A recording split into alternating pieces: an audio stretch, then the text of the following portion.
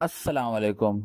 तो last class में हम लोगों ने वीएस कोड के अंदर क्लास पढ़ा था। आज का जो लेक्चर है वो है हमारा what is diff tag in HTML. अच्छा, डिफ टैग जो है वो हमारा एक बहुत इम्पोर्टेंट टैग होता है।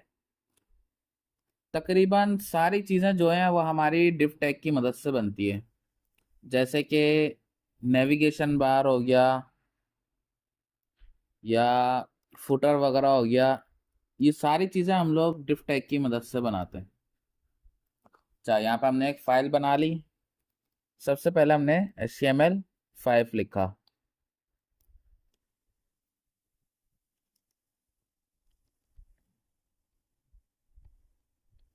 इसके अंदर हमें डिफ बनानी है। यहाँ पे गए, डिफ लिखा और अपनी फाइल को रन कर दिया। अच्छा, ये हमारी फाइल रन हो गई, लेकिन कुछ सामने आया नहीं रिजल्ट हमारा। डिफ टैग जो है वो एक हमारा बॉक्स का काम करता है एक तरीके से। अगर आप चाह रहे हैं कि हमारी डिफ शो हो जाए, यानी ये बॉक्स शो हो जाए, वो शो अभी इस वजह से नहीं हो रहा क्योंकि मैंने डिफ टैग तो बना दी, लेकिन मैंने ये नहीं बताया कि ये जो डिफ बनाया है कितना बड़ा है, ये हमारा इसका साइज क्या रखें। तो यहाँ पे मैं एक स्टाइल लगा रहा हूँ, डिफ यूज करा, कर्ली ब्रैकेट्स।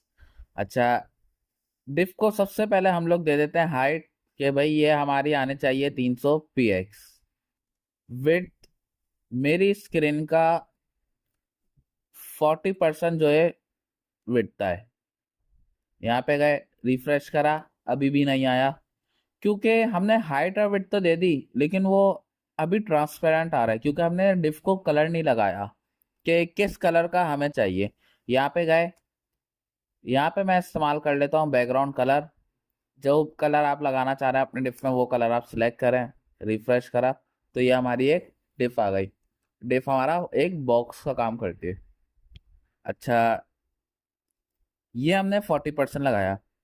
इसके बाद मुझे इसके बाद एक और डिफ चाहिए। यहाँ पे गया, दोबारा डिफ का टैग यूज कर लिया, रिफ्रेश करा, वो नीचे आ गई, जबकि मैंने इसको तो दिया नहीं था काम। उसने क्यों करा? क्योंकि हमने डिफ में ऊपर ऑलरेडी यूज कर लिया। आपको याद होगा पिछली क्लास में हमने क्लास करा था, तो यहाँ पे हमने क्लास नहीं लगाई, इस वजह से उसने दोनों डिफ में एक ही काम अप्लाई कर दिया। तो हम लोग प्रॉपर काम करने के लिए डिफ टैग को एक क्लास वगैरह दे देते। इसको क्लास दे दी हमने box1, इसको क्लास दे दी box2। अब वैसी बात है, ऊपर भी हमें चेंजिंग करनी पड़ेगी। डिफ टैग की जगह हम लोग अपने क्लासेस का नाम लिख लेते हैं। जब भी क्लास का नाम लिखेंगे डॉट लास्ट में लगाएंगे। इसके बाद गए, यहाँ पे मैंने लिखा डॉट box2, कर्ली ब्रैकेट। भाई इसको भी हाइट दे दे 300 px, विड्थ दे दे 40%, और बैकग्राउंड कलर दे दे ब्लू। इधर गए, रिफ्रेश करा, ये नीचे आई है ये वाली डिफ, जबकि हमारे पास यहाँ पे 60% का एरिया मौजूद है। ये डिफ यहाँ पर आ सकती थी, इस वजह से ये नहीं आई, क्योंकि जब भी आप चाह रहे हैं कि आपकी डिफ बराबर में आए तो इसके अंदर हमें एक और चीज यूज करनी पड़ती है, वो है हमारा फ्लोट लेफ्ट।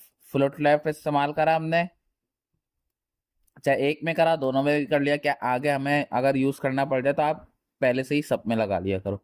तो इसने प्रॉपर कर दिया। अच्छा, मैं चाह रहा हूँ कि थोड़ा सा इनमें गैप आ जाए लेफ्ट वगैरह में, क्योंकि मैंने 40% बनाया है। अब मुझे गैप चाहिए यहाँ पे, एक यहाँ चाहिए, एक यहाँ सेंटर में चाहिए, और एक यहाँ राइट पे चाहिए, लेफ्ट सेंटर राइट।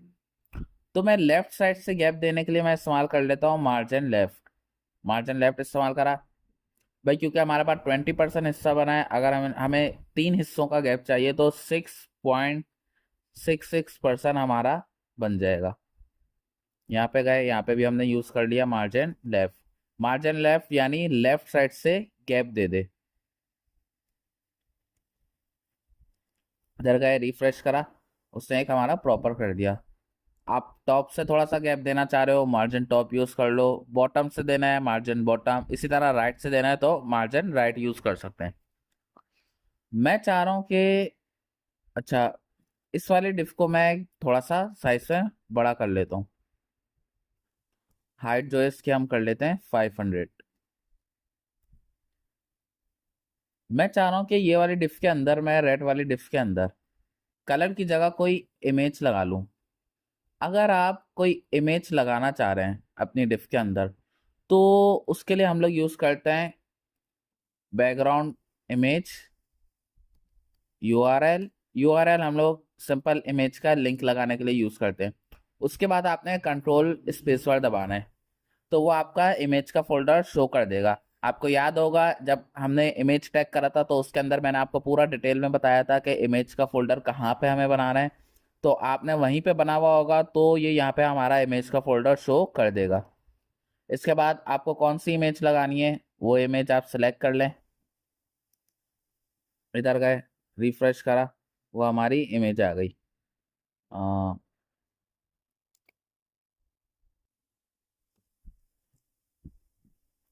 मैं चाह रहा हूँ कि इस इमेज को थोड़ा सा सेट कर लूँ। अब जैसे ये रिपीट हो रही है, क्योंकि इमेज का साइज छोटा है, मैं चाह रहा हूँ खाली एक मर्तबा है। जब भी आप इमेज लगाएं तो दो चीज़ों को लाजमी लगा लें। एक है बैकग्राउंड पोजीशन। मैं इसकी पोजीशन जो है सेंटर कर रहा हूँ, जो इमेज है वो हमारी सेंटर में आए बिल्कुल। उसने सेंटर से स्टार्ट कर दिया। लेकिन मैं चाह रहा हूँ कि वन टाइम ही शो हो, तो हम लोग इसके अंदर एक और चीज़ यूज़ कर रही हैं, बैकग्राउंड साइज कवर। वो हमारी इमेज को जो है वो पूरा डिफ के साइज का डिफ के हिसाब से सेट कर देगा इस तरीके से। अगेन देख लें, आप इमेज लगाना चाह रहे हैं इसमें, यहाँ पर गए, बैकग्राउंड इमेज यूआरएल,